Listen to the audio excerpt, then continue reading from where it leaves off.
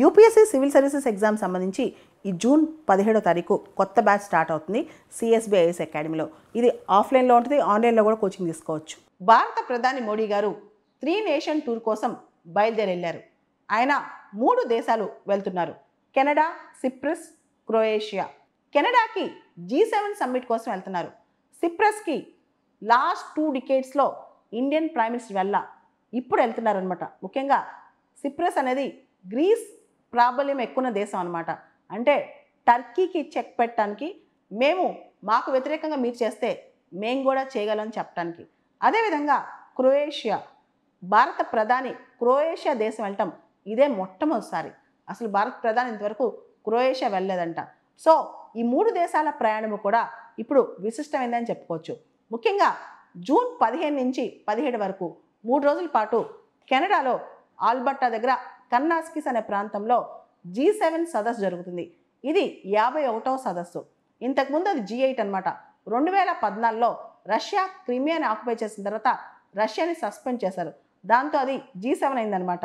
ఈ G7 సమ్మిట్లో చాలా intense, చాలా ఘాటైన తీవ్రమైన చర్చలు జరగబోతున్నాయి. ముఖ్యంగా ఇరాన్, ఇజ్రాయెల్ మధ్య దాడులు స్టార్ట్ అయ్యాయి, యుద్ధం స్టార్ట్ అవుతోంది. దీన్ని బట్టి అసలు మిడిల్ ఈస్ట్లో ఏం జరుగుతుంది అనే దాని మీద చర్చ జరగవచ్చు.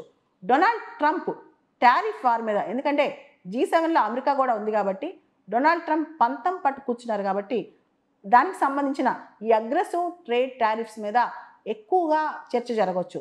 దాంతోపాటు 3.5 సంవత్సరాలుగా కొనసాగుతున్న రష్యా యుక్రెయిన్ యుద్ధం సంబంధించి కూడా G7లో చర్చకు రావచ్చు అనమాట. దాంతోపాటు ఈసారి విశిష్టం ఏంటంటే G7ని కెనడా హోస్ట్ చేస్తుంది. కెనడియన్ ప్రధాని మార్క్ కార్నీ చాలా గట్టి వ్యక్తి అనమాట. రీసెంట్గా డొనాల్డ్ ట్రంప్ అమెరికన్ ప్రెసిడెంట్ అయిన తర్వాత కెనడాని అమెరికాలో 51st స్టేట్గా మార్చుకుంటామని చెప్పి డొనాల్డ్ ట్రంప్ ఒక సంచలనమైన వ్యాఖ్య చేశారు.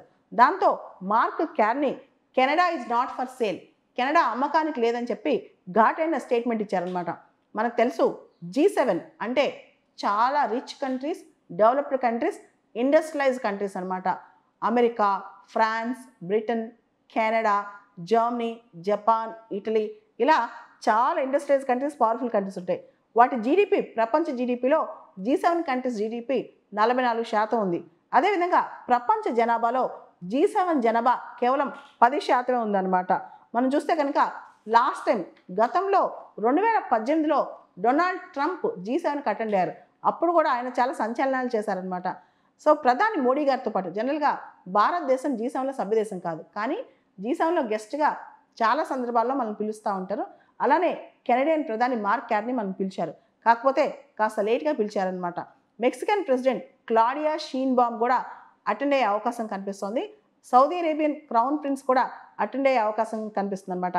అయితే ఇండియా కెనడా, భారత్ కెనడా సంబంధాలు చాలా లోలో ఉన్నాయి గత 3 సంవత్సరాల నుంచి. ముఖ్యంగా ఇంతకు ముందున్న కెనడియన్ ప్రధాని జస్టిన్ ట్రూడో, అప్పుడున్న సిక్ నేత, ఎవరైతే సిక్ లీడరు లేదా ఈ ఖలిస్తాన్ లీడర్స్ వీళ్ళు ఉన్నారో, ముఖ్యంగా నిజ్జర్ హత్య కేసులో భారతదేశానికి పాత్ర ఉందని చెప్పి ఇండియాని అక్యూజ్ చేశారు.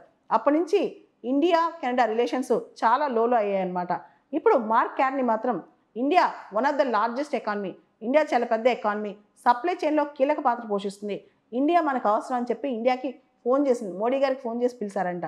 అయితే కెనడాకు సంబంధించి సిక్ ఆర్గనైజేషన్స్ అన్నీ కూడా ఎందుకు ఇండియాని పిలిచారని చెప్పి, ముఖ్యంగా world Sikh organization it's a betrayal of Sikh Canadians, అంటే ఇండియా ఖలిస్తాన్ మూవ్మెంట్ని తొక్కేస్తుంటే మీరు ఇండియాని ఎందుకు పిలిచారు G7కి అని చెప్పి అక్కడ సిక్ ఫెడరేషన్ ఆఫ్ కెనడా కూడా ఇది గ్రేవ్ ఇన్సల్ట్ ఫర్ సిక్స్ అని చెప్పి అక్కడ కెనడా గవర్నమెంట్కి చెప్పిందనమాట.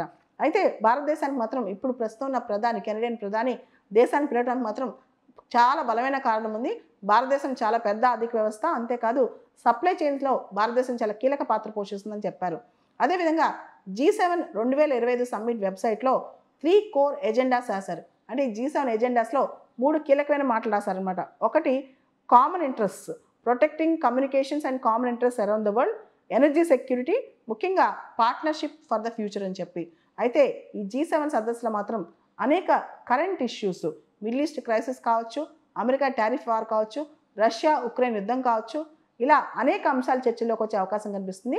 అయితే G7కి అటెండ్ అయిన తర్వాత కెనడా నుంచి మన ప్రధాని మోడీ గారు సిప్రస్కి, క్రొయేషియాకి కూడా వెళ్ళనున్నారు.